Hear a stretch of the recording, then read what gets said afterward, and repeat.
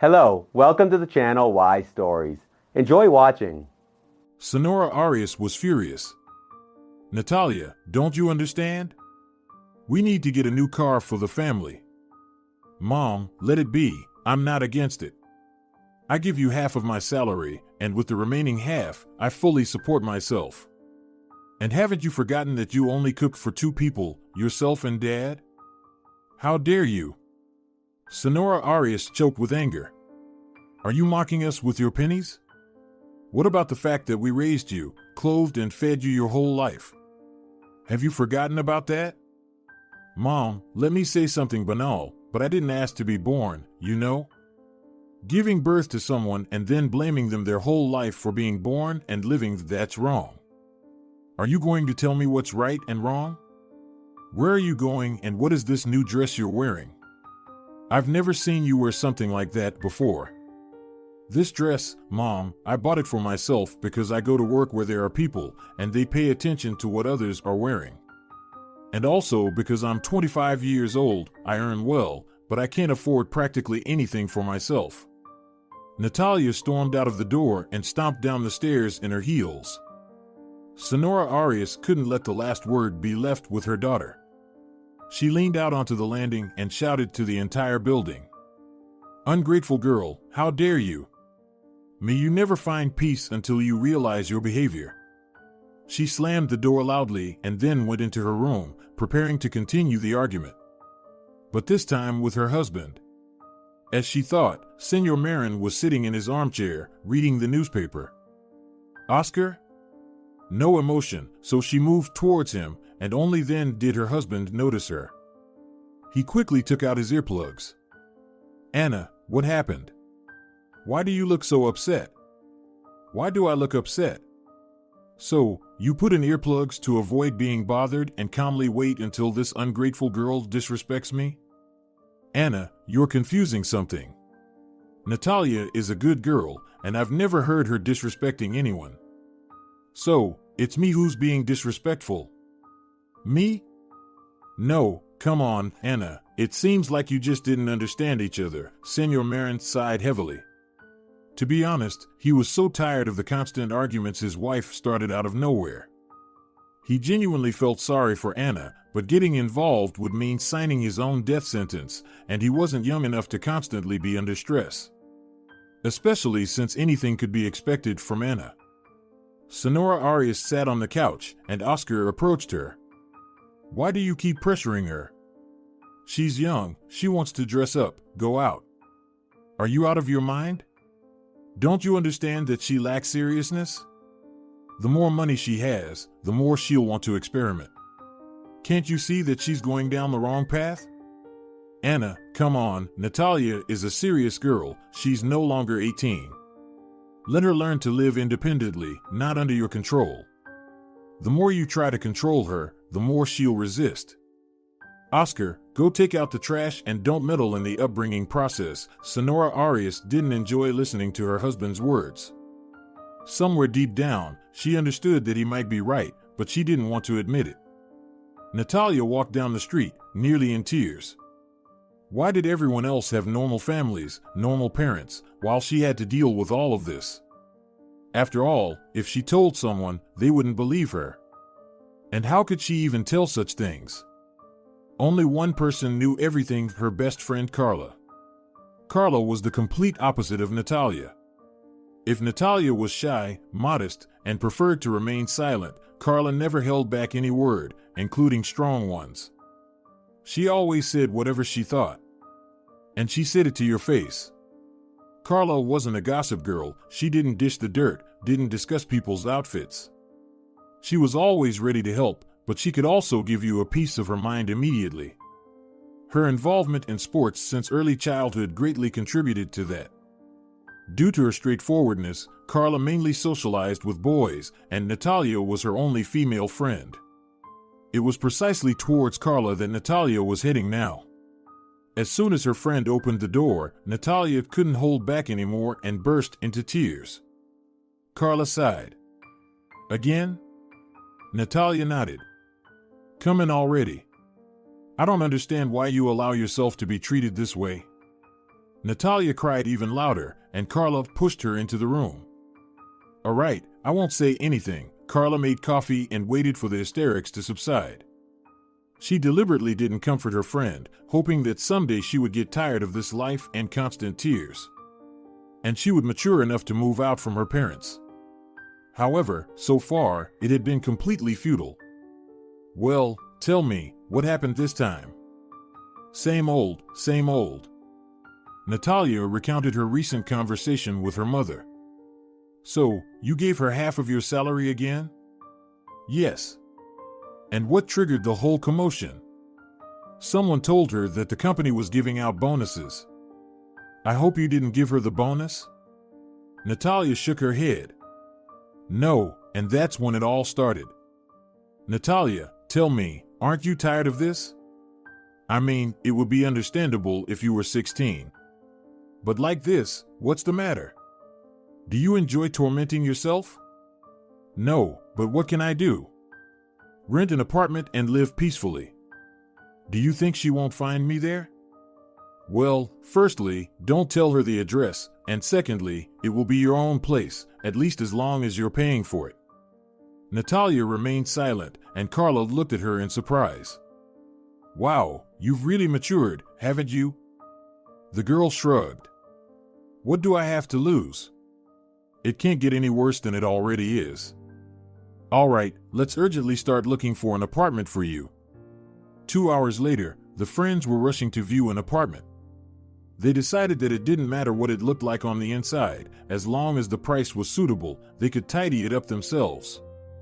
They liked the small apartment. It was tiny, but it had its own balcony, and that was not just an added space, it was a whole world of its own. Carla immediately said, I can already imagine us drinking coffee on this balcony and enjoying the view of the city. Natalia looked at the balcony and laughed.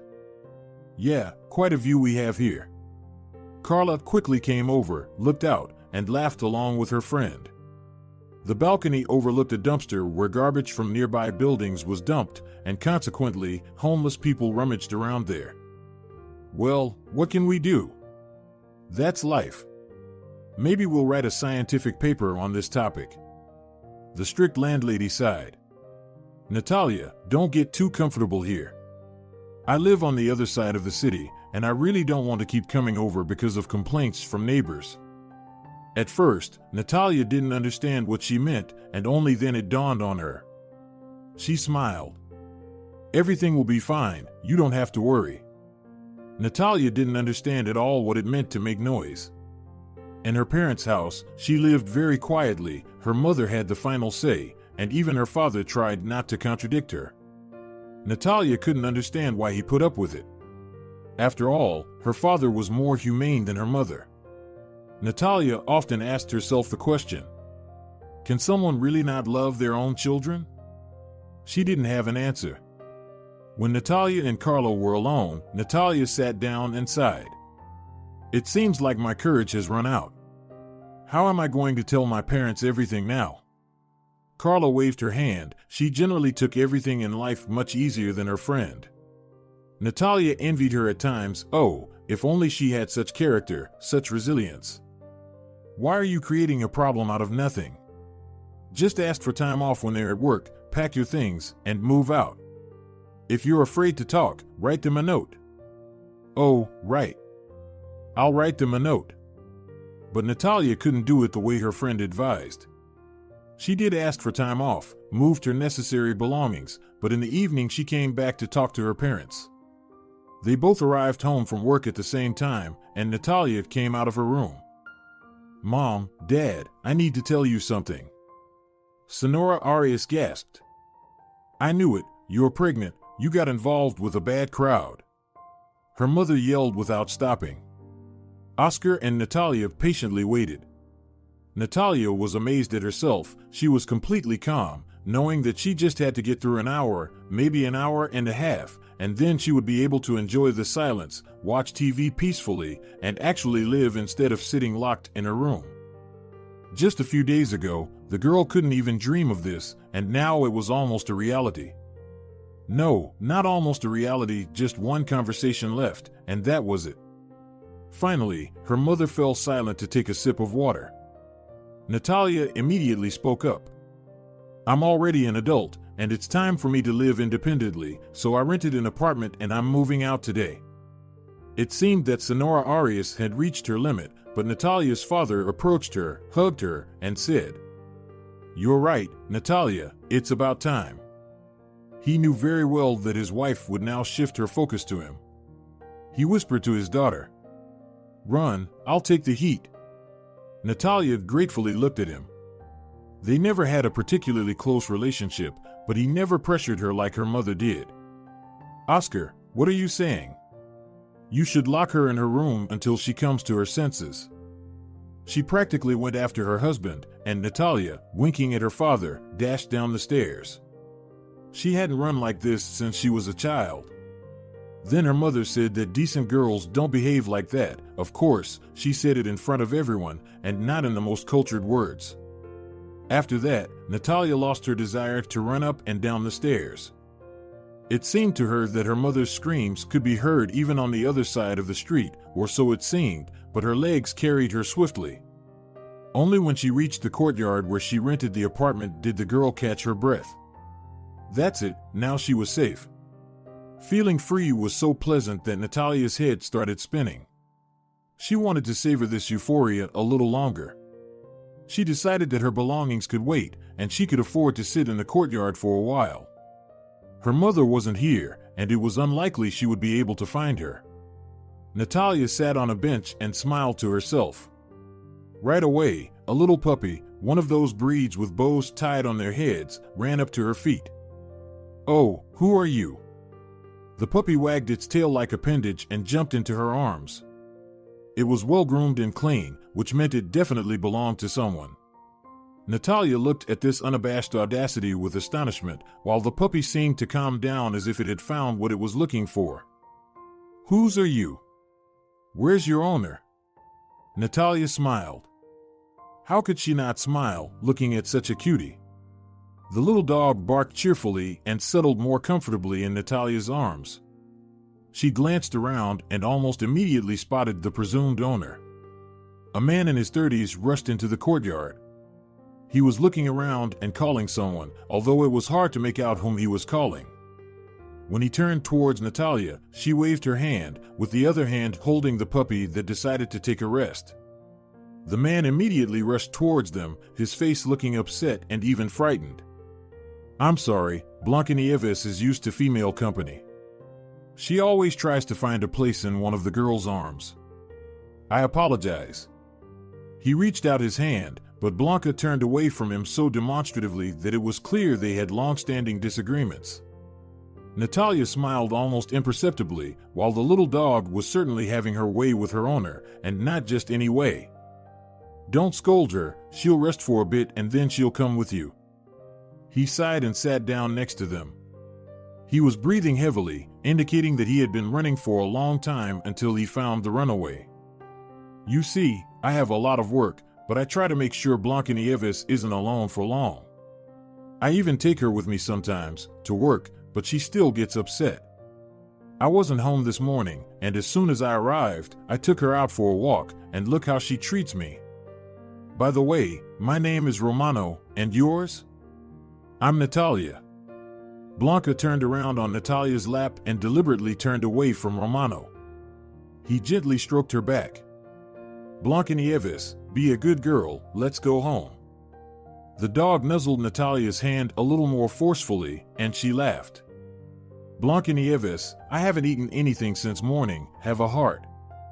The dog didn't react, but Natalia's stomach growled loudly after the mention of food. She felt embarrassed, and Romano laughed. Looks like I'm not the only one who's hungry. You know what? Maybe you could join me. There's a small open-air cafe nearby, and we could walk there and grab something to eat. Perhaps Blanca will forgive me during that time. Natalia looked at him in surprise. She wanted to refuse, but then remembered that now she was independent and no one would scold her for being 2 minutes late. Well, let's go. I also forgot to eat today. Blancanieves was carried by Natalia to the cafe, and when they sat down, she jumped onto an empty chair, as if she were also a visitor, which amused both Romano and Natalia. They ordered substantial meals and eagerly started eating. After tasting a chicken wing from Romano's hand and finally forgiving him, Blanca climbed onto his lap.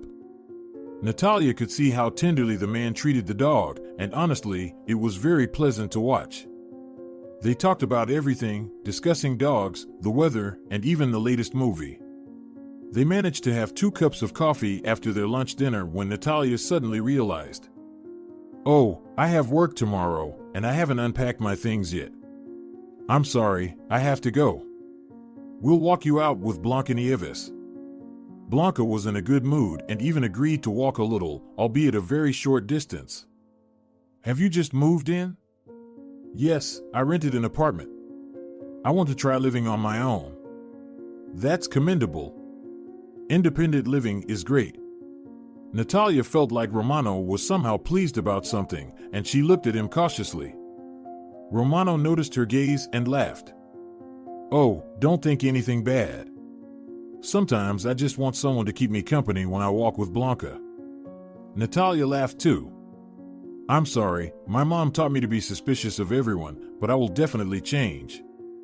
Romano looked at her. "So, you're not refusing me?" "No, of course, I can't walk with you every day since I do have work, but sometimes I would gladly join you." "Well, in that case, you must give me your phone number." Natalia smiled and handed him her business card. Sales department manager, Natalia. "Oh, what a trendy name." "That's right, the name became trendy, but the essence of the job remains the same." "Good night to you." "Goodbye, Blanca Nieves." Natalia kissed the dog on the nose, and it seemed a bit shy. Natalia rushed into her new apartment, slammed the door, and leaned her back against it. Can you believe it? Just one day of freedom, and she had already met such an amazing person. It's strange though, if he invites her for walks, he's alone, so why is Blanca accustomed to women's hands? Well, never mind, she wouldn't seek answers today. She urgently needed to unpack and get some rest. But it didn't go as planned. The phone in the room started ringing. The ringtone was set for Natalia's mom. Mom, she prepared herself to listen, feeling doomed. But her mother's words were short. Don't let your feet be at home anymore. Natalia didn't even have a chance to reply before her mother hung up. She shrugged. Better this way than listening to her being ungrateful for a whole hour. Just as she picked up her bag, the phone rang again. She thought it was her mother's since she hadn't said anything earlier, and now it would start, but it was Carla. Hi. How's it going there, all settled? No, I just grabbed my bag. Really? What have you been up to? You won't believe it, I went for a walk with a little dog and its owner. There was silence on the other end of the line, then Carla continued. Well. You're something else. First day without supervision and you're already strolling with dog owners. Just one dog. What difference does it make? Tomorrow, first thing in the morning, you'll tell me everything, all right? All right, I'll tell you. Can I unpack my things now? Now you can, go ahead and unpack. Natalia was almost going insane. For the next 2 hours, she unpacked her things, made the bed with fresh linen, dusted the room. She didn't feel like eating, so she made herself a cup of coffee with milk and sat on the bed, in front of the TV. All of this was so unusual, coffee in bed, a TV that actually spoke instead of showing silently like it usually did in her room. God forbid her mother heard it, then she would scream like a victim, all because she gets tired at work and can't fall asleep when there's a working TV somewhere. Natalia liked that her neighbor enjoyed the same channel as her, and the old lady downstairs was a bit hard of hearing, so her volume was enough for Natalia to understand what was being said in the movie. She had just relaxed when her phone sneezed. She couldn't help but smile because it was Carla who set such a melody for an SMS. Natalia took her phone, opened the SMS, and almost dropped her cup. It said, "Good night, tamer of mischievous dogs." Natalia felt her lips involuntarily forming a silly smile. She placed the half-empty cup of coffee on the floor. To hell with it, she'll clean it up in the morning and lay down in bed. She held the phone close to her and quickly typed, "Thank you, and good night to you and Blancanieves." In the morning, as she was drinking coffee, her phone sneezed again. Natalia grabbed it and burst into laughter. It was Blancanieves, peacefully sleeping under the blanket on the big bed, with the caption, "Her Majesty does not wish to get up for work." Natalia arrived at work in a great mood, and Carla was waiting for her at the entrance. "Oh, my friend. What's up with your eyes?" "What's up with my eyes?" "They're like two spotlights illuminating everything around." "Oh, Carla, where do you come up with such lofty words?" "It's not about the words. Come on, tell me everything quickly. Don't even think about it." "Carla, my dear, for minutes before the start of the workday, let's do it during lunch. I promise I'll tell you everything." Carla pouted her lips, and Natalia sighed, realizing that in 3 or 4 minutes she had to tell everything, or Carla wouldn't forgive her. "Carla, where is yesterday's report?" The boss loomed ominously in the doorway of Carla's department. Carla paled, then blushed. "Senor Morales, I left it with the secretary." "Come with me." Carla shot an angry look at the laughing Natalia and managed to say, "I'll wait for you at the cafe during lunch." She immediately turned around and hurried after her boss. And Natalia took a deep breath, but as it turned out, in vain. She had barely opened the door to her department when she saw her mother. "So you even deigned to come to work? I thought you had disappeared into the back alleys." "Mom, what are you doing here?" "Came to see the person who traded their family for food." "Mom." Natalia even stomped her foot, not letting her mother finish the vulgar word. "You've seen me? Now please go, I need to work." Her mother looked around angrily. Natalia had never allowed herself to speak to her like that, and now Senora Arias thought she might lose the verbal battle. "Fine, just don't think that a mother will let you sink down." When the woman left, slamming the door loudly, the girls, Natalia's colleagues, rushed towards her. "What was that? Did you run away from your crazy mom?" "I did." It was a commotion. Everyone congratulated Natalia as if she had won a huge prize. Time flew by unnoticed until lunch break. 3 minutes before it started, Carla was already standing at the door. They walked down the corridor, and Natalia unconsciously quickened her pace. They worked in different offices, so once they reached their respective offices, Carla wouldn't bother her. But her cunning plan was quickly deciphered by her friend. "Natalia, let's go," the girl sighed as she folded the papers. Carla wouldn't give up until they were on their way to the cafe. Natalia needed to condense her recent adventures into a few minutes of storytelling. First, Carla asked, "Did I imagine it this morning?" "I heard Senora Arias' voice." "No, you didn't imagine it. She was here and tried to tell everyone that I was heading down a slippery slope." "Wait, what?" "Yeah, and she used foul language too." "Senora Arias, using foul language?" "Exactly." "Wow. So, does that mean she won't let you live in peace?" "I have no idea, but now I know for sure that I won't go back home." They sat down at a table and placed their orders. "Now, I want to know everything about the most interesting owner and the most interesting dog." "Her name is Blancanieves." "And his?" "His name is Romano." Carla rested her cheeks on her hands, as if indicating that she was ready to listen to it all. Natalia had to tell her everything. They barely had enough time during lunch. Just before they reached the door, Carla asked her, "Tell me, did you like this Romano?" "Carla, where's the sales report for the past week?" Natalia had never been so relieved by the appearance of her boss. She was ready to kiss him for showing up at the right time. "Well, Senor Morales," Carla sighed and followed him, while Natalia stuck her tongue out at her. And Romano disappeared. Natalia was waiting for his call, his text message, but the phone remained silent. Occasionally, her mother would call and pour a stream of moral filth over her head. Natalia listened silently and disconnected without saying a word. She was getting used to the fact that her mother's shouts hadn't disappeared, they just became more like background noise on the radio. Someone was talking, but what they were saying didn't matter at all. 2 weeks had passed, and the girls hardly saw each other because it was time for the semi-annual reports, the time of intense sales, and, in general, the clients had gone mad. The flow had increased, and along with the increase in regular clients came an increase in dissatisfied ones. Both Natalia and Carla were running around like snakes. Sometimes they didn't come home until midnight. Finally, the reports were submitted, all the clients were satisfied, everything was going well. And most importantly, they were awarded a very nice bonus. Natalia and Carla decided to celebrate this event at the same cafe where Natalia once had lunch with Romano. "You seem really down. Are you tired, or maybe you missed the owner and the dog?"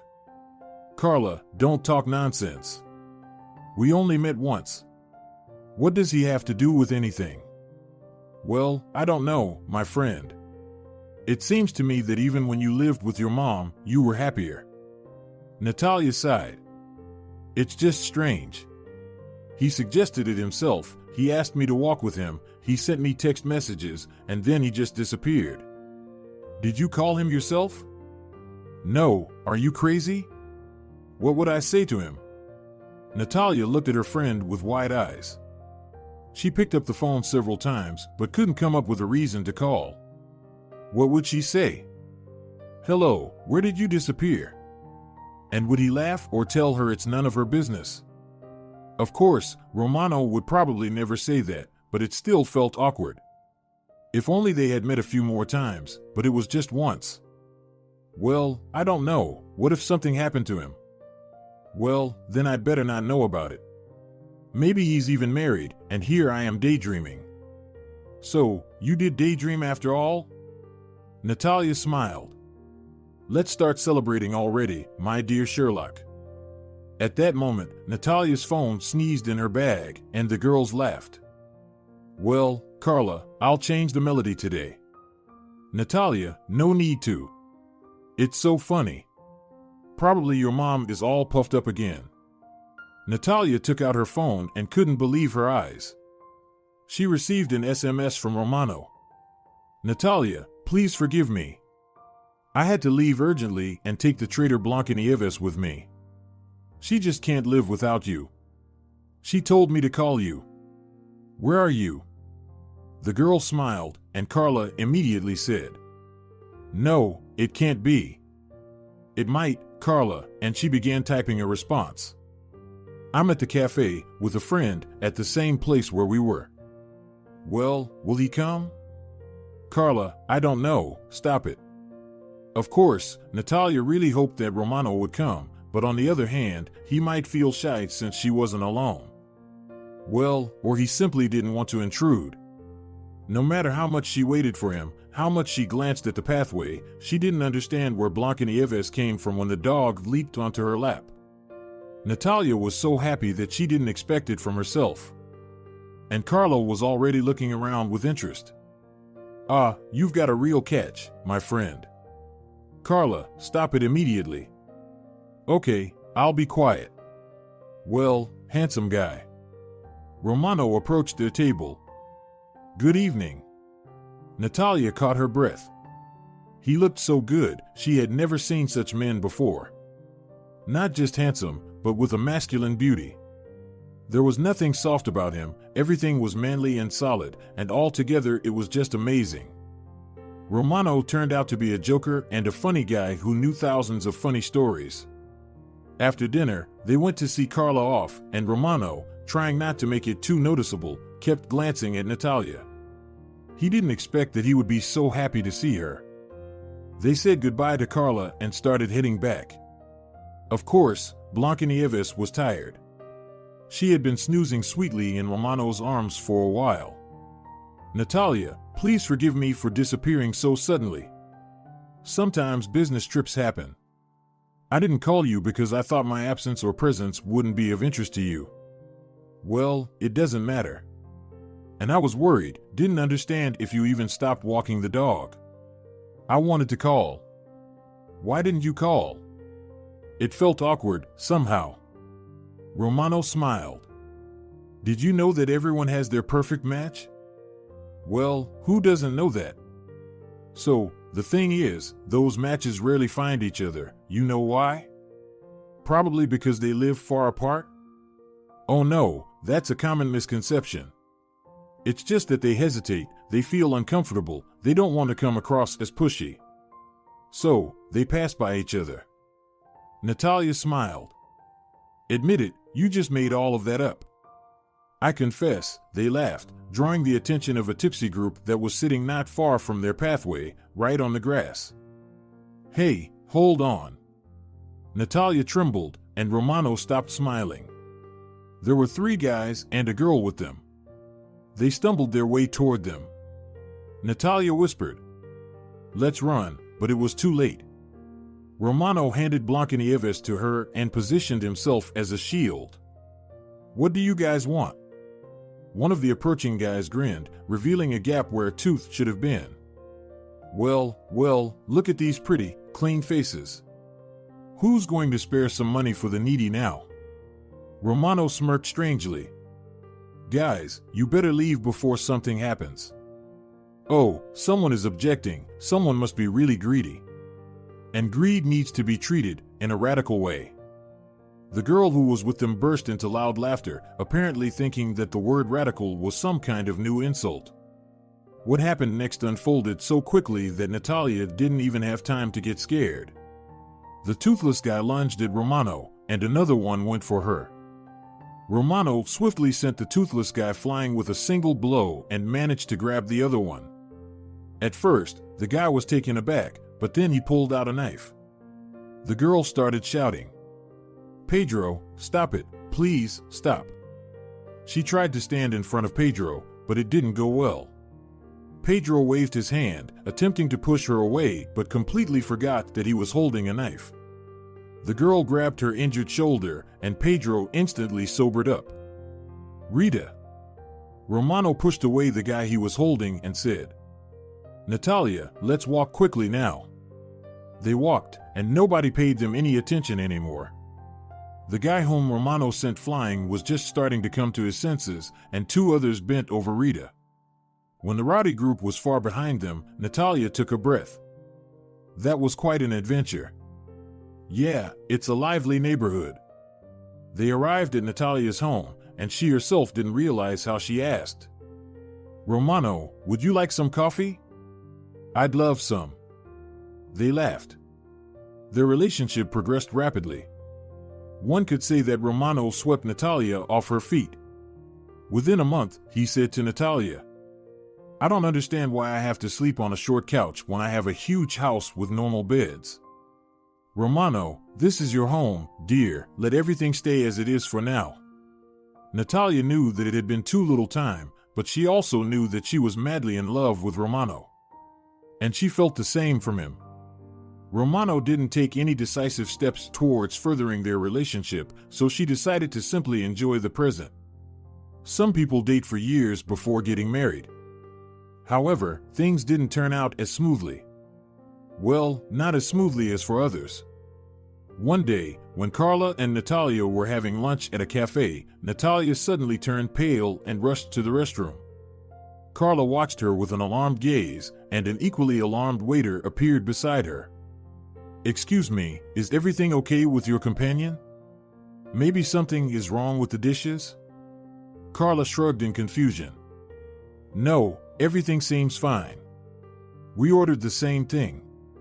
Natalia returned a few minutes later. She was so frightened that Carla immediately guessed what had happened.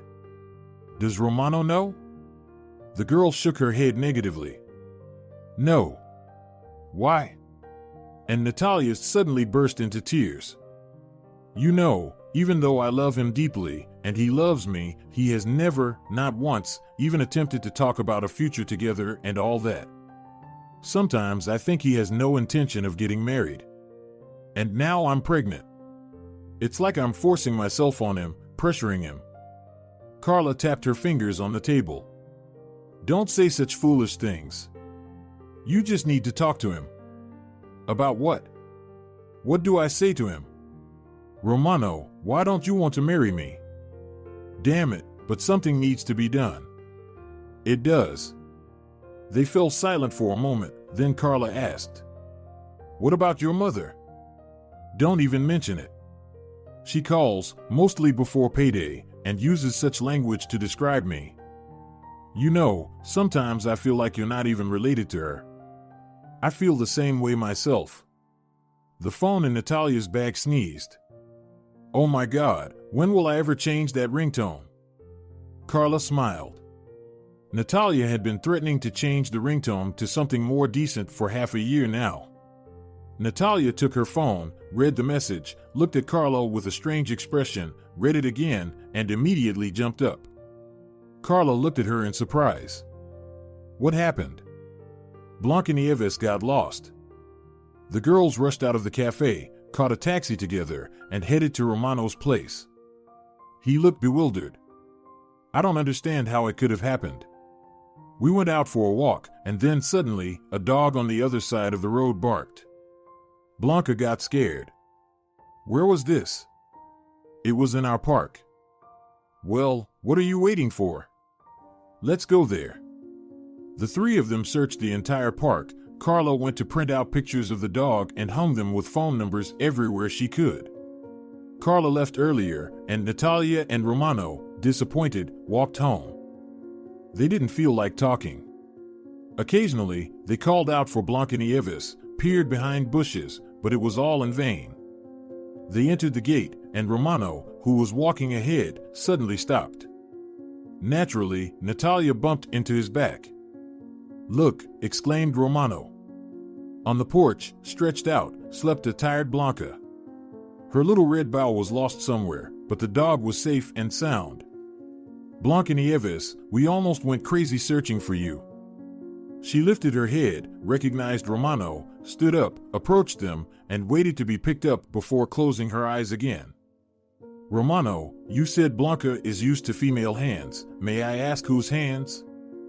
You can, it's my wife's hands. Wife? Natalia felt the ground sway beneath her feet. Natalia, she's no longer here. First, she cheated on me, then she ran away, and then, presumably, she died. Died? Romano sighed. Let's go inside, I'll tell you everything. They entered the house. Romano took Blanca to her spot, and Natalia brewed some coffee. Romano sat opposite her.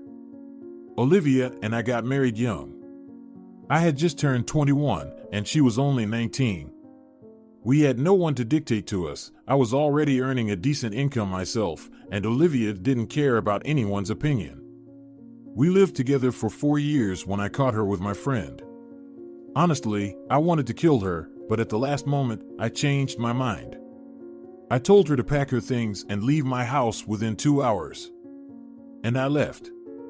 She cried so convincingly, pleaded with me that she was not at fault, that the only one to blame was me and my friend, of course. I barely escaped. Olivia took everything she could, including money and cards. I didn't care, I wasn't sorry, the main thing was to have no one around who could betray me so cruelly. Then, for some time, I received text messages about how she was enjoying herself on a resort, spending money. And then, maybe you remember, a few years ago, there was an explosion in a hotel. Well, that's where my wife was. There were no traces of her found at all, just like several other vacationers. I was granted the status of a widower and firmly decided that I would never marry again in my life. I understand what you're thinking right now. Maybe things will change. But we're already happy together, aren't we? Natalia didn't know what to say. Right now, she felt like she had been punched in the gut, and how could she say in this situation that she was pregnant? Romano, I'll go home. He looked at her in surprise. Why? I'm not feeling well today, the whole day. Then, even more reason to stay with me. And besides, we need to return your apartment to the landlord. No, Romano, today I'll go home. He couldn't persuade her, and Natalia could only think about one thing, to quickly get to bed, collapse, and cry. In the morning, Carla looked at her swollen, tear-filled eyes and asked, "As I can see, you talked? And what did he say?" "Nothing. He said that marriage is not in his plans." "Did you tell him about the pregnancy?" Carla, of course not. Natalia roughly summarized their conversation to Carla, who fell into deep thought. "Well, on one hand, you can understand him. But I think it's wrong to hide from him that you're pregnant." "No, Carla, I've made up my mind. I won't say anything so he doesn't think I planned it all." "Then what will you do?" "I don't know yet. I can't decide." In reality, Natalia had already made up her mind. She just didn't want to tell Carla. She knew that Carla wouldn't just disapprove, but would also try to dissuade her. And maybe even take Romano's side. At home, Natalia carefully prepared for the conversation. She rehearsed it several times before calling Romano. "Romano, I've been thinking, and I've decided that I don't need these kinds of relationships. I've met a good guy, and we'll get married soon. I wish you happiness. Goodbye." Now she needed to leave the house. She knew Romano well. He would be here in 10 minutes. Natalia went outside, sat in the far corner of the yard on a bench under a bush. From here, she would be able to see Romano leaving. 10 minutes passed, then 15, but there was no sign of Romano. It was strange. Could she have been so wrong about him? Natalia stood up and decided to take a walk in the park. As soon as she stepped out from under the arch, she saw a large crowd gathered on the road. It seemed like there had been an accident. A little bundle separated from the crowd and ran towards her. She gasped. "Blancanieves, how did you get here?" And then it hit her. She scooped up the dog into her arms and rushed over there. She arrived just as they were carrying Romano on a stretcher towards the ambulance. "Romano." Romano partially opened his eyes, smiled faintly, and then lost consciousness.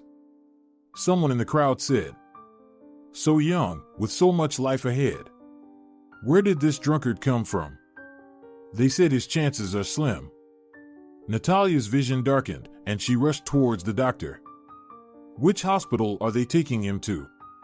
The doctor grumbled without turning around. "To the regional hospital. Where else would we take them?" Natalia rushed home, calling Carla on the way. "Carla, come to my place. Blanca will be there. We need to take her to the vet. They were in an accident. I'll leave the key under the mat." "They? What about Romano? And where are you going?" "I'm going to the hospital, to him." "How is he?"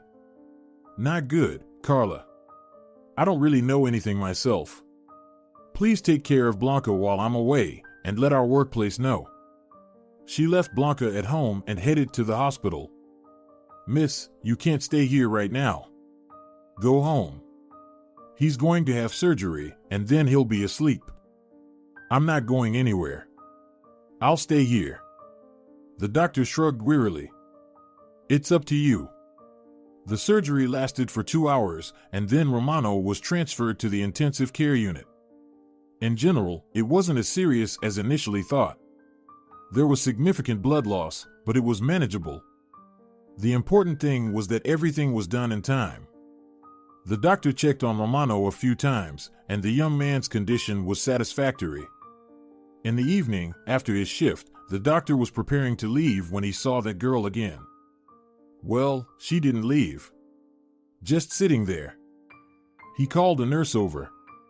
"Give her a gown and shoe covers and escort her to her fiancé. Otherwise, she'll keep sitting here." Stubborn. Romano realized that he needed to run, to go. He couldn't let Natalia do what she had planned. What an idiot he had been, stubborn like a goat. How was Natalia anything like Olivia? Absolutely nothing. And why the hell did he say all those things to her directly? "I won't marry you."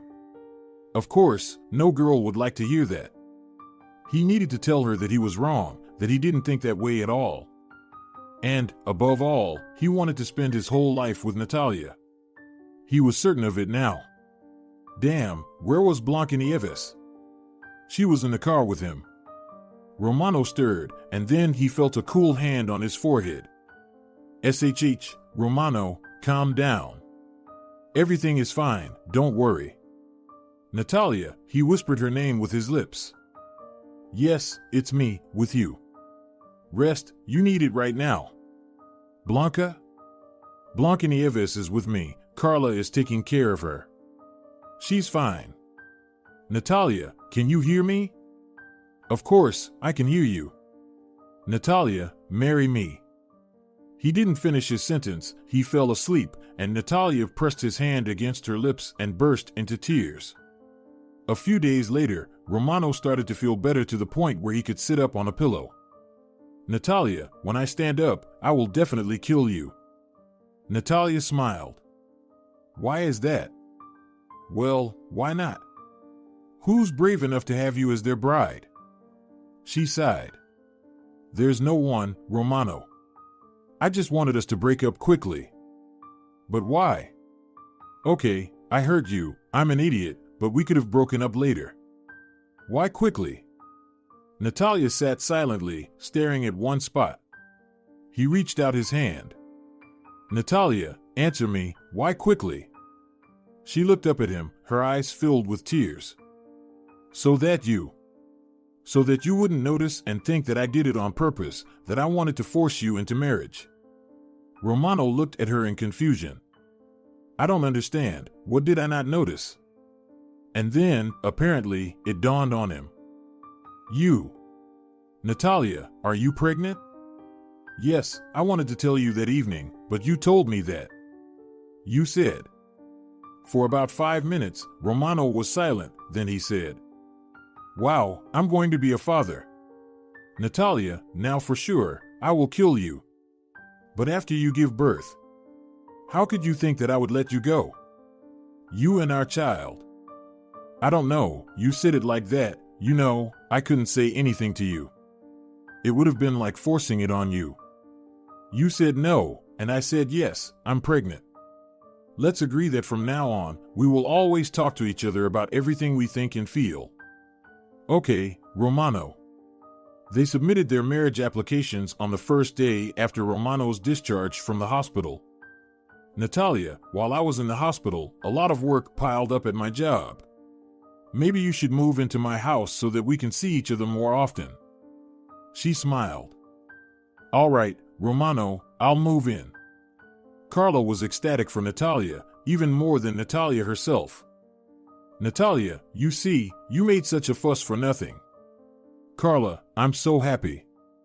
Will you invite your parents?" "Oh, I don't know. I understand that I should, but if my mother says something." "But Romano already knows everything about her." "Yes, I told him everything."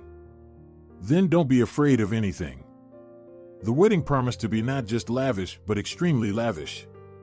Natalia's dress alone cost several times her salary. She understood that Romano had no issues with money, but why waste them like that? "My bride will be in the most beautiful dress, and that's not up for discussion." 2 weeks before the wedding, Natalia finally gathered the courage to visit her parents and invite them to the wedding. The mood immediately soured, but not inviting them was not a humane option. Romano suggested going with her, but she adamantly refused. "No, Romano, I'll go alone." Her mother opened the door. She looked at Natalia in surprise and immediately launched an attack. Look at her, crawling in. Tired of wandering around the alleys? Her father came out of the room. "Why are you shouting for the whole building to hear? Natalia, come in." Natalia looked gratefully at her father. "The neighbors will start opening their doors. It's been a while since we had a concert." "So, what brought you here? Nothing to live on? Drowning in debt or something?" Natalia sighed wearily. "Mom, Dad, I brought an invitation to the wedding." Her mother took the invitation. "Whose wedding?" "Mine." Her mother opened the invitation. "Are you kidding? What wedding? Who would marry you? Who needs you?" "Oh, I can't, look, at the best restaurant." "Stupid joke." "Mom, This is not a joke. Anyway, I've passed on the invitation. Whether you come or not is up to you. Natalia slipped out of the door and let out a sigh of relief. Maybe only in their family did leaving their parents' house make you want to run as far away as possible. Her parents came to the wedding, and Natalia was surprised to see her mother smiling. The smile made her look 15 years younger, exactly. And in general, her mother didn't say anything about the dress or the hairstyle. Although Natalia expected criticism, her parents seemed to enjoy the celebration, but towards the end, when the guests started to leave, they approached her and Romano. "Natalia, can we talk, the two of you?" On the terrace. Natalia looked at her mother in surprise. She had never heard that tone from her before. They all went out to the terrace, and Senora Arias began speaking. "I once had a sister who wasn't well behaved. She drank, partied. I did everything I could to stop her. We got married with Oscar, but we both focused only on her. Our parents left us early, and Ninka seemed to lose her mind. Then I became pregnant and decided I had had enough. It was time for me to focus on my own life and not be responsible for a grown, foolish girl. And then she appeared drunk, holding a baby in her arms, and nobody knew where she gave birth." Senora Arias's voice choked, and Oscar put his hand on her shoulder. "She said she didn't want to live like that anymore. She handed me the baby and went to the balcony. Oh, if only I knew why she went. Well, I lost my child. The doctors said I could never have children again. I resented you, but I couldn't leave you in an orphanage. After all, you are my blood. 8 months later, we took you, and my personal hell began. I was convinced that you would be just like your mother.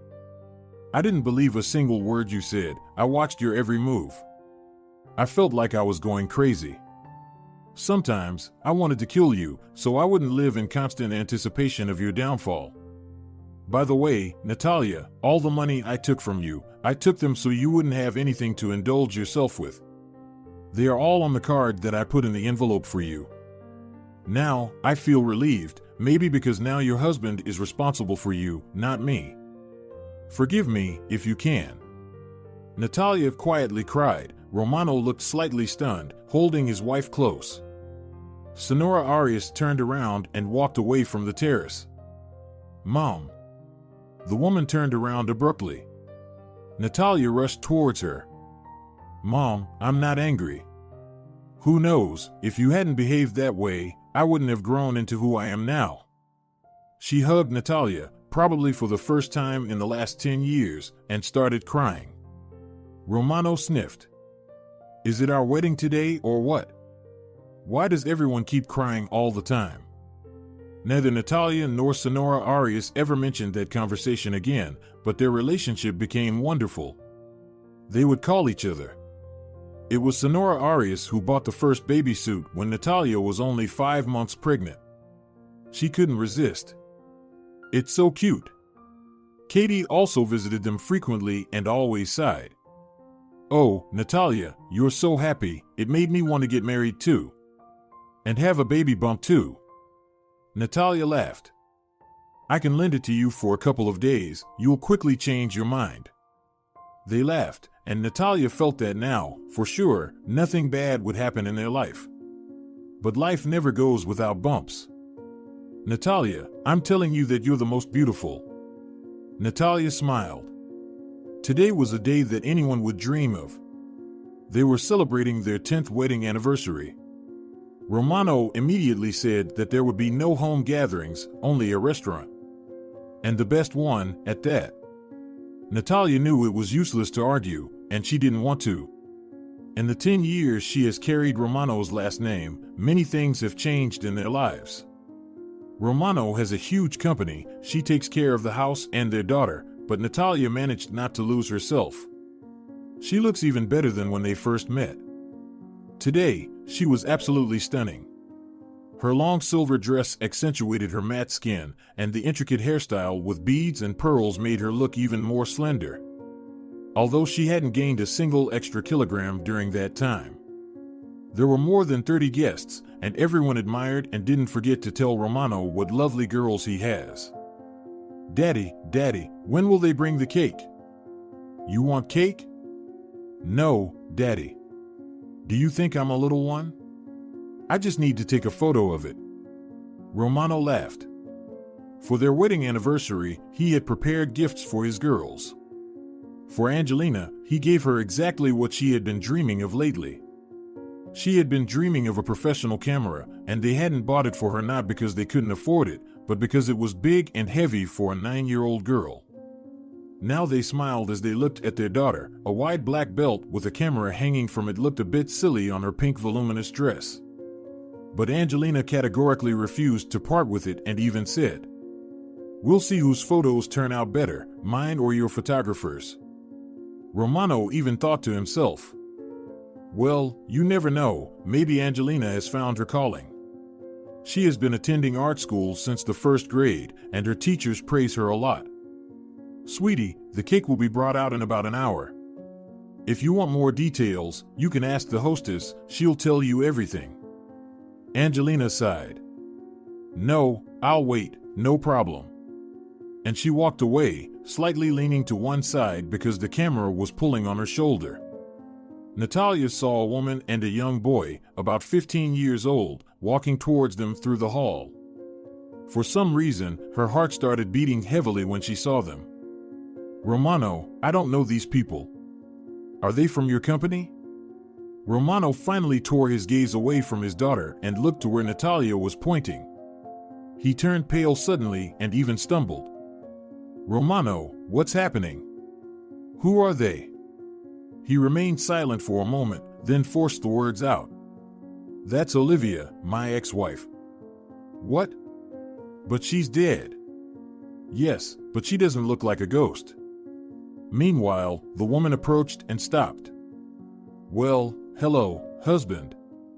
"Hello, but I haven't been your husband for a long time. Whether or not you're my husband will be decided in court." The woman took the young boy's hand. "Let me introduce you, this is your son, Andres." Natalia felt like everything around her was darkening. A son, his own son. But Romano said nothing. Although, considering the boy's age, Romano himself might not have known anything. A son? Mine? It was painful to look at Romano. Of course, what's so surprising about that? Moreover, he was born when you were still married to me. So now you'll have to pay for all the years you didn't support him. Why did you come after all these years? I wasn't needed by you. You were perfectly fine spending time with other men. Well, that's ancient history, and I won't explain anything to you. But recently, I saw your picture in a magazine. Unbelievable, a loser like you got married and even achieved something in life. I think it's unfair. You owe me a lot, and even more to our son.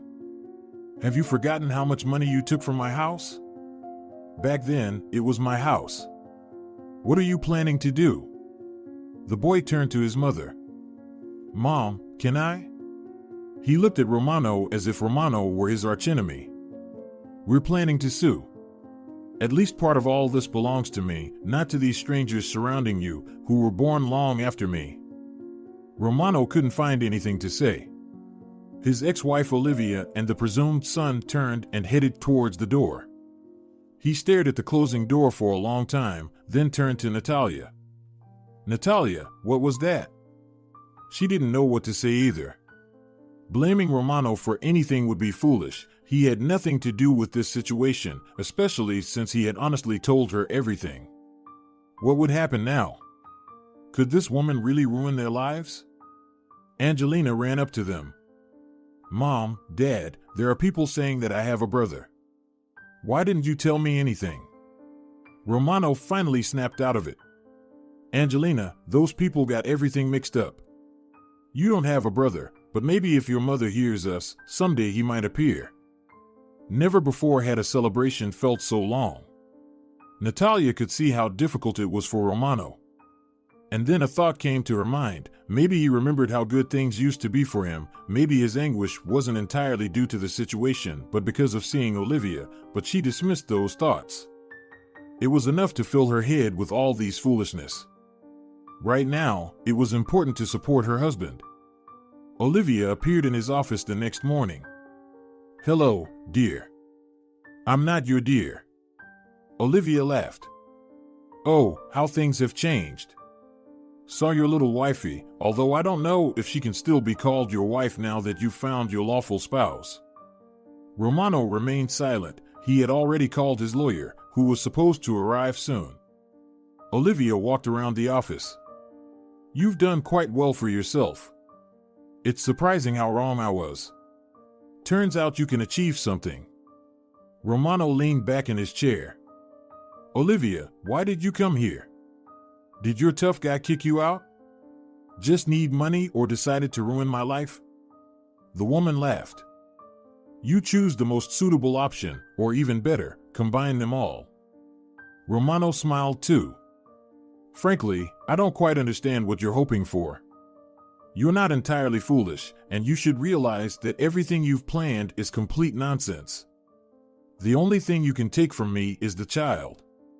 Although, for example, I'm not even sure he's mine, considering that at the time, you were sleeping with my friend as well."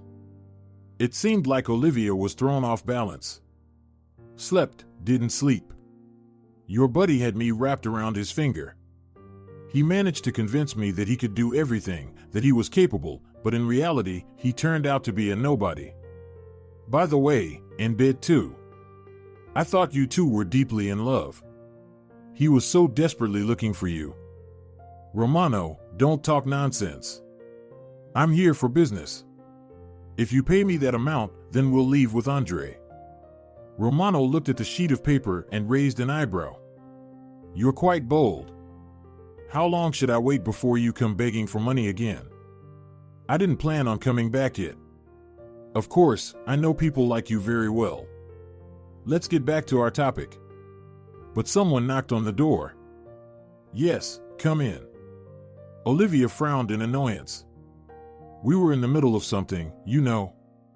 "That's all right, it's right up our alley." The woman glanced nervously at the door as Romano's lawyer, Senor Gutierrez, entered the office. "Good day, may I sit down?" Romano stood up to greet the elderly man and pulled out a chair. "Please, have a seat, Senor Gutierrez. I have a feeling we'll be spending a lot of time together." The man turned to Olivia while unfolding papers on the table.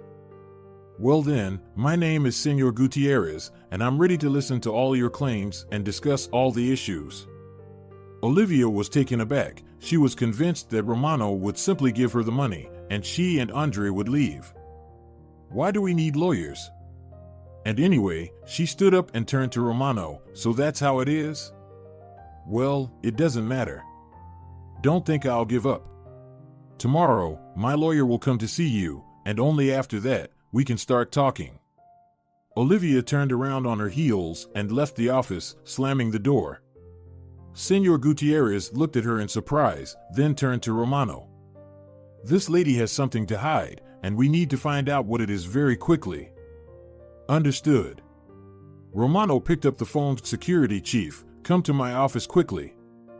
They sat there for about an hour, discussing and taking notes. Meanwhile, Olivia roamed the city, looking for a lawyer who would agree to work on credit. Well, that is, until she received the money from Romano, then she would settle the bill immediately. The next day, Olivia didn't show up, and 2 days later, she finally found a lawyer. She didn't have time to inquire about his professional suitability, nor was she concerned about it. She needed to act swiftly before Romano had a chance to regroup and use his head. Besides, the lawyer was attractive, so Olivia, who had been without a man for several months, decided to make him part of her plan. 3 days later, the head of security returned. They gathered in the office once again, Romano, Senor Gutierrez, and the security chief. Olivia leads a very eventful life. After the incident at that hotel, she was searched for a long time, but from what I was able to find out, it's highly likely that she left the night before, without informing anyone, so as not to pay. By that time, she had already met a man with whom she lived for some time. He abused her, but she couldn't go back because she realized she had taken too much money. After 5 years, she finally left him. and became the mistress of an elderly businessman. It would have been fine, but the businessman was very possessive. After living with him for a while, Olivia took a large sum of money from him and left for another country. There she met another wealthy man and, attention, officially married him. Senor Gutierrez smiled. That's a very important detail. It's good that you paid attention to it. The head of security nodded and continued. 3 years later, her husband dies under strange circumstances.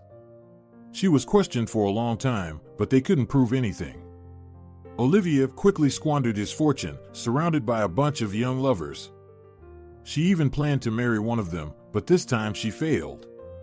The boomerang came back, and now her lover takes away all the remaining money and disappears. She tried to find him, but she couldn't. The man sighed. One detail bothers me. Nowhere Olivia went, nobody knows about any son.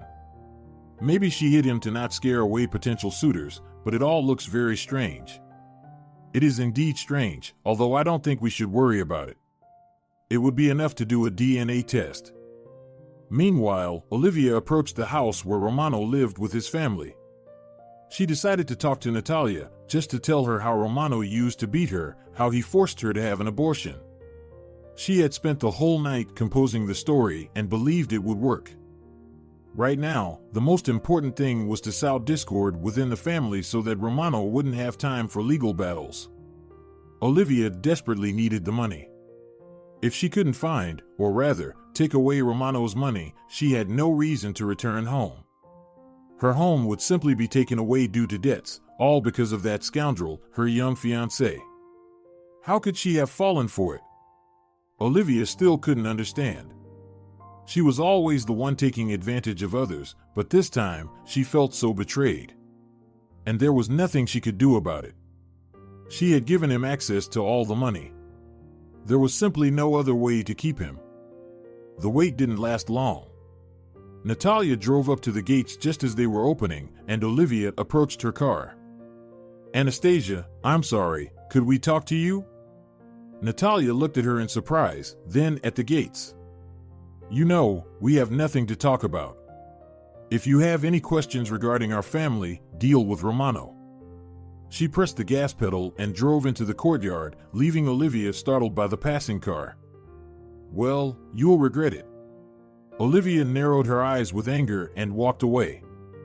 It seemed like it was time to take more radical measures. 2 days later, Romano called. Olivia, there's a DNA test scheduled for tomorrow. What kind of DNA test? We need to confirm that Andres is really my son.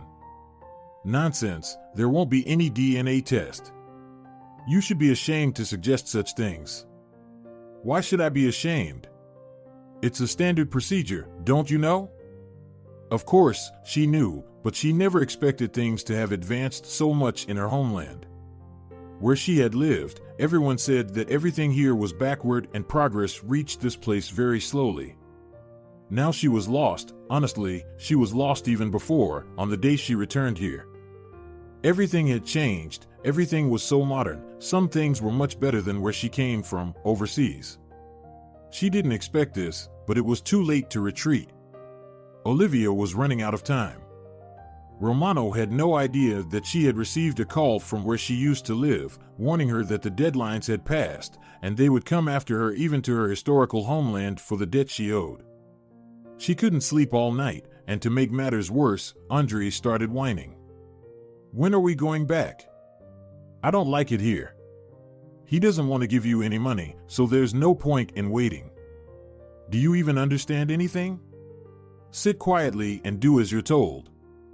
Andres got upset and stayed in his room, refusing to come out. Olivia found the number of that same friend of Romano's, with whom she once cheated on her husband. Alex, you won't believe it. Olivia, is that you? Yes, it's me. Alex was so delighted that Olivia realized he hadn't forgotten her. Alex, I would like to meet with you. She prepared carefully, wearing her most beautiful lingerie, vibrant makeup, and her best dress. Alex was working as an ordinary employee in some company. Romano, in a fit of rage, had cut off his oxygen supply, and the man had to literally survive. Alex was astounded by the sight of Olivia. "You haven't changed at all, still as beautiful as ever." "You too, hardly changed," Olivia lied. Alex had become an ordinary guy. Nothing remained of the Alex she once knew, but that was good. That's what she needed. Because she had plans for Alex. Dinner at a restaurant, followed by a very passionate night, and Alex was at her feet. Romano and Senor Gutierrez sat in the hallway of a private clinic. "Well, Olivia, I understand that she's running late because she's trying to find a way out of the situation, but where is Natalia with Angelina?" Romano dialed Natalia's number once again. The phone was turned off. Did she forget to charge it again? That was typical of Natalia. The door to the clinic opened, and Olivia entered with her son. Romano raised an eyebrow, surprised. He was certain that Olivia would find a reason not to come. He stood up, and at that moment, his phone rang. It was Carla. Romano briefly thought. Strange, Carla rarely calls him. Well, it's not surprising, probably can't reach Natalia. Yes, Carla. Romano, something terrible has happened. Her screen turned his world upside down. Carla, what happened? Natalia is in the hospital, they were attacked. She's in critical condition, and Angelina. Tell me. Romano practically roared. She's missing, they took her. Romano rushed towards the exit but paused for a moment in front of Olivia. If you're involved in this, if anything happens to them, Olivia stepped back. Romano, what are you talking about? What happened? He didn't say anything more, just stormed out of the clinic. Andres looked at Olivia in astonishment. What was that about? She shrugged. I have no idea, but it works in our favor. She approached Senor Gutierrez. The DNA test didn't happen because of you. He looked at her intently but remained silent. The clinic door swung open, and a man, her lawyer, ran up to Olivia. Am I late? No, it seems we're just getting closer to victory. Romano ran down the hospital corridor, holding onto his phone tightly. The police, his security team, and anyone who could help were mobilized. Carla stood by the door to the operating room, crying, and Romano became even more terrified. Carla?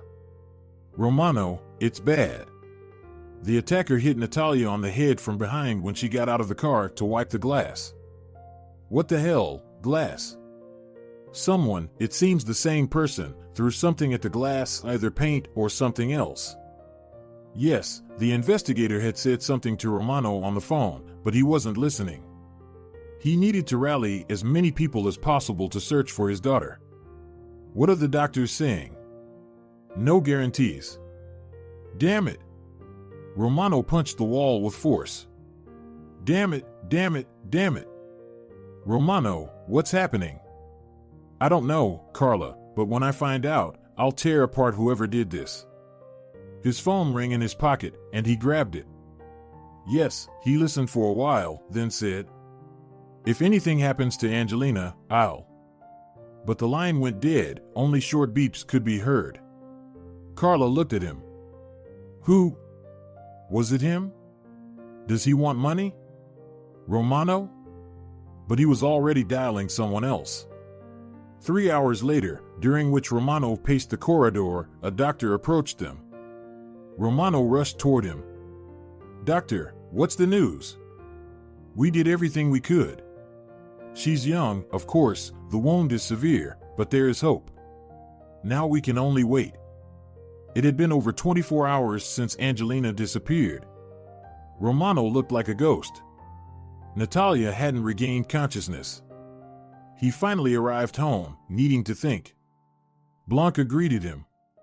She wasn't the same Blanca Nieves who was present when Natalia and Romano first met, but she was of the same breed. Blanca Nieves had passed away 4 years ago. At that time, Romano had locked himself in his office and even shed tears, only to make sure no one saw. It was only last year that they decided to get a dog. They didn't even hesitate about the breed or the name. He sat down and petted the dog. Miss her, huh? She whimpered softly. Everything will be fine. We will find your owner, I promise. There was another task ahead. He needed to call Senora Arias. They had moved to the countryside 3 years ago, saying they wanted to live in nature in their old age. Hello, Senora Arias. Hello, Romano. We just came from the garden. The strawberries are amazing this year. Little Angelina will be thrilled. Romano remained silent, and Senora Arias fell silent too. Then, somewhat fearfully, she asked, Romano, did something happen? Yes, Senora Arias. Natalia was hit on the head yesterday. She's in the intensive care unit, unconscious. And Angelina. She was taken away. There was a rustling sound, followed by a dull thud, then Oscar's voice. Anna, what happened to you? Senora Arias's voice came through the phone. Romano, what happened? After listening to Romano, Senor Marin said, We're heading there. It had been a day already, and those who took Angelina hadn't called. Romano didn't know what to do. Everyone was searching for Angelina. They had already found the car she was taken in. It had been stolen an hour before the incident. There were no traces, except those of the owners themselves. Romano was going mad. The doorbell rang, and he rushed to it. He opened the doors. No one was there, only a white envelope on the railing. He grabbed the envelope. There was a piece of paper inside with a written amount. Immediately, his phone rang. And tomorrow, by evening, the money must be ready. Bastard, let me speak to my daughter. I have to know she's alive. Somewhere in the distance, he heard Angelina's cry. Daddy, take me home. Angelina, my dear, I will come for you, hold on. But the line started beeping. He slid down the wall and wept. Throughout the night, there were many people in Romano's house. His accountants were transferring money from all accounts to cash them out. Police officers were preparing him for the money exchange, and the head of security was deeply focused on something, drawing circles on a piece of paper. Senora Arias and Oscar arrived too. However, Senora Arias had to call an ambulance immediately, and she was sleeping now after receiving an injection. Romano approached the head of security. Ivan, what are you thinking? Listen, but it can't be a coincidence, Olivia's arrival and Angelina's disappearance. She has a solid alibi. She was interrogated. But she was interrogated. Maybe I should talk to her? But how? How we used to talk when we were young. You've lost your mind. Romano, we've known each other practically since childhood. Has my intuition ever let me down? No, but these methods. You can't wash them away later. We'll deal with that later.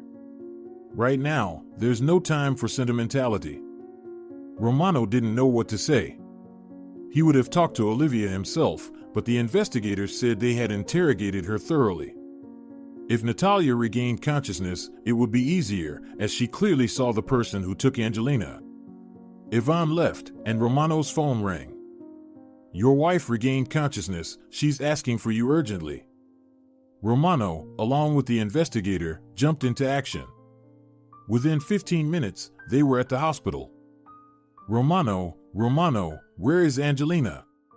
Natalia, I've mobilized the whole city. They will find her. They will find her? Natalia burst into tears. The investigator gently touched her hand. Did you see the person who took your daughter? Only from the side. They had a medical mask on his face. I couldn't make out much. Dark hair, but the only thing noticeable was his very large nose from the side. Andres overheard Olivia talking on the phone with someone named Alex. When he understood what it was about, his palms went cold. They took the little girl. How could they? When Olivia offered him an opportunity to earn money, he seized it, especially since it was a chance to return to where he had lived as a child. His mother took him abroad when she remarried. Her husband demanded that he forget his native language and call him Dad. Andres didn't want to, especially since this new husband would beat his mother, and then his mother died, so Andres simply ran away. For 3 years, he had been wandering as a vagabond, and then Olivia approached him. Yes, he was a vagabond, but he didn't want this woman, who had promised him so much, to inflict pain on people. He wanted to stay here, although Olivia didn't know about it. And he also felt that she simply wouldn't keep her promises, wouldn't give him the money, and wouldn't help. Andres quietly approached the door. Olivia spoke in a hushed voice, but he could make out the words. Some name, whether it was a street or a village. He silently rushed into the room and wrote down the name, then slipped out of the apartment they were renting. Andres found it difficult to navigate the unfamiliar city, so he decided to look for a hospital. He asked several passers-by and finally found what he needed. Long nose, damn it, it's Alex, 100%. Romano jumped up, and the investigator looked at him. Olivia met with her old acquaintance the day before the kidnapping, but he is her former lover. They spent the night together and parted ways. His name is Alexander. Romano grabbed his phone. Yvonne, it was Alex. We need to track all his movements, urgently. Yvonne didn't make it to Olivia's place. He turned the car around and headed to the office. Romano kissed Natalia. Relax, don't worry, everything will be fine. Romano, find her. He ran out of the hospital, almost knocking down a boy, and was about to get in the car but stopped. It's Andres, supposedly her son. What is he doing here? Romano jumped out of the car, grabbed the boy's hand. What are you doing here? He barked so loudly that the boy turned pale.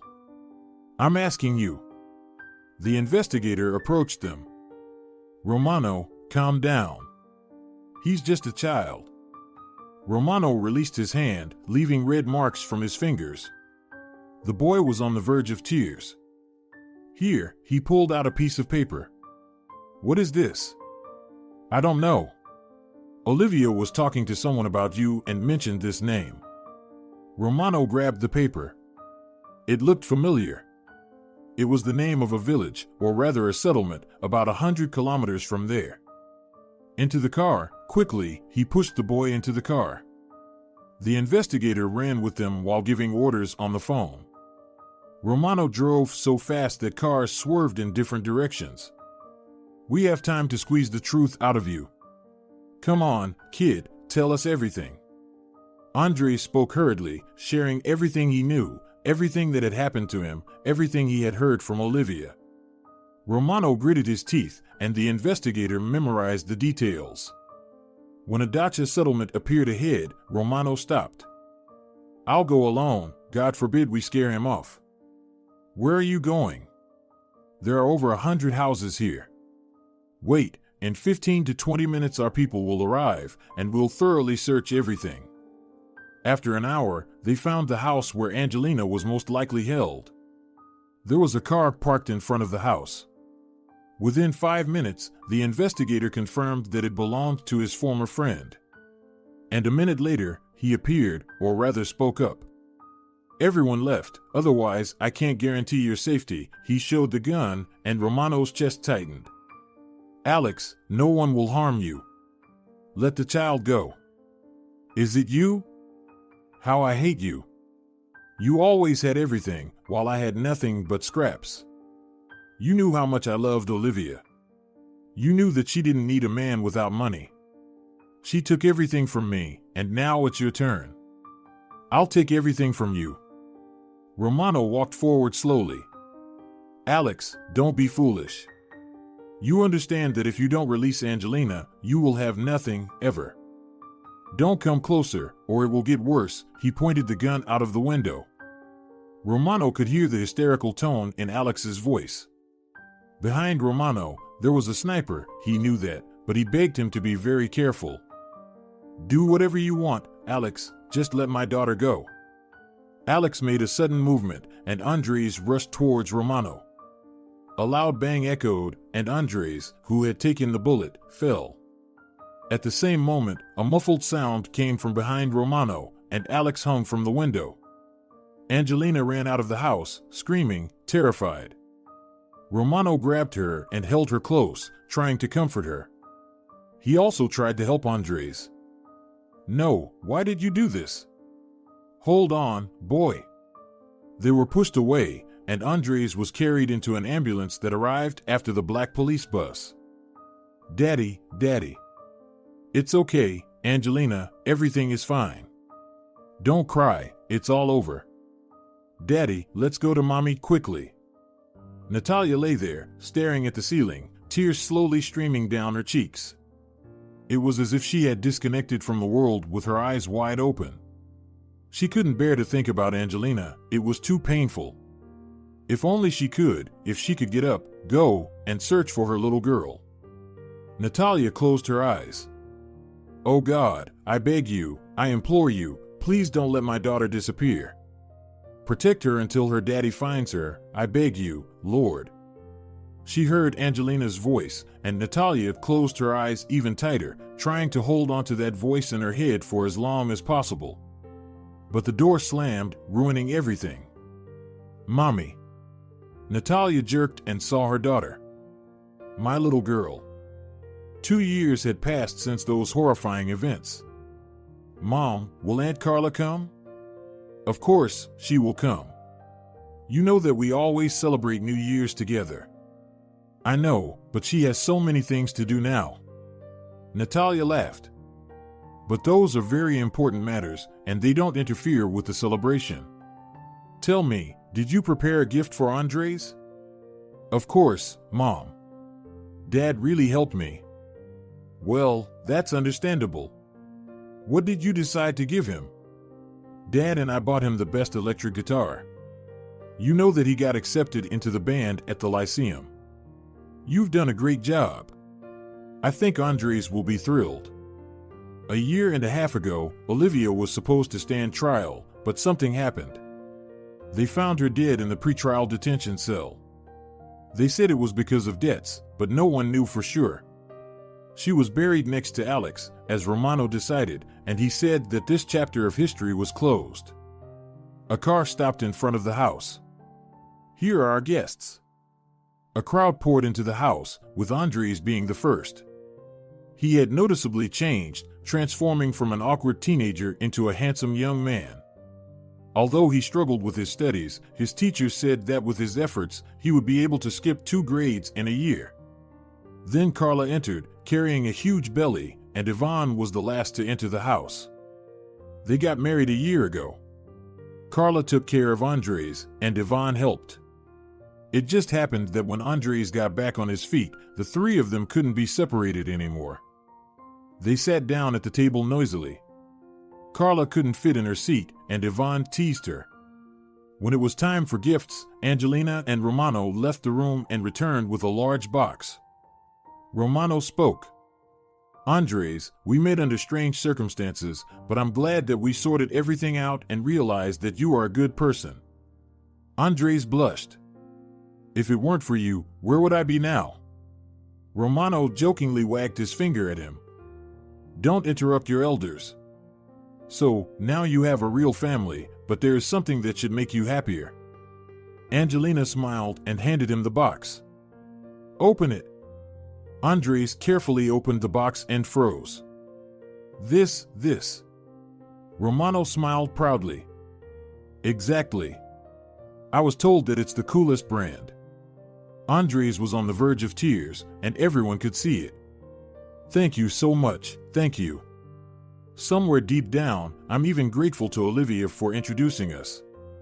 After exchanging gifts and sitting down at the table again, Carla smiled. No, not this, not on December 31st. Yvonne looked at her with concern. Carla, what's wrong? What's wrong? Your daughter decided to give a New Year's gift. No. What do you mean, no? Call an ambulance. Panic ensued. Yvonne was the most worried. He, a grown, healthy, serious man, now looked like a frightened child. Angelina sat him down on the couch. Uncle Yvonne, sit here and don't touch anything while we wait for the ambulance. Everyone gathered around Carla. Ivan recovered from the shock a little and, at 10 p.m., got into the car with his wife. The four of them remained behind. Well, in 2 minutes it will be New Year's. Romano stood up. I suggest we all make a wish. Natalia's phone rang. Guys, she activated the loudspeaker. I have a daughter, you understand, I have a daughter. Carla, congratulations. Their shouts merged with the chimes, the clinking of glasses. Hooray! Andres was given a guest room to sleep in, Angelina was already fast asleep, and Romano and Natalia were clearing the table. Romano grumbled. Why did you give our housekeeper the day off? Natalia laughed. Romano, stop grumbling. Everyone has their own families. Such a holiday should be spent with family. Yeah, I understand. I'm just saying. After they finished cleaning, Romano poured champagne into glasses. We deserve it. Natalia smiled cunningly, took a glass, placed it on the table, and poured herself some juice. I have another gift for you. If you were more observant, you would have noticed that I've only been drinking juice today. Romano remained frozen, sitting and staring at the glass for a while, then he tossed it aside and jumped up. Natalia, my Natalia. Romano lifted his wife and spun her around. They all went to pick up Carla and her daughter, with the same group as before. Ivan was the most nervous, and Romano even laughed. How did you manage to become the safety chief? You're nervous as hell. It's easy for you to say, your Angelina is all grown up now, you've already been through it. Well, who knows what I've been through, I still have to go through it again. Ivan stared at them, then asked, Are you serious? Absolutely. Well, we won't lag behind with Carla, we'll even surpass you. Marquez, Ivan turned around, meet your princess. He walked towards the nurse with his arms wide open. She smiled and brought his hands together, placing a bundle on top of them. Ivan froze, as if afraid to even breathe. Then he pulled back a corner of the blanket. Oh Lord, how tiny she is, how beautiful. Andre stood off to the side, and when Carla came out, he even lowered his head in dejection. Carla noticed it first. She walked up to him and asked, What's the matter with you? Now you have someone to love. She hugged him. How silly you are if you think I won't have enough love for everyone. Come on, let me introduce you to your little sister. We still have to choose a name for her. If you're enjoying it as well, leave a like and subscribe.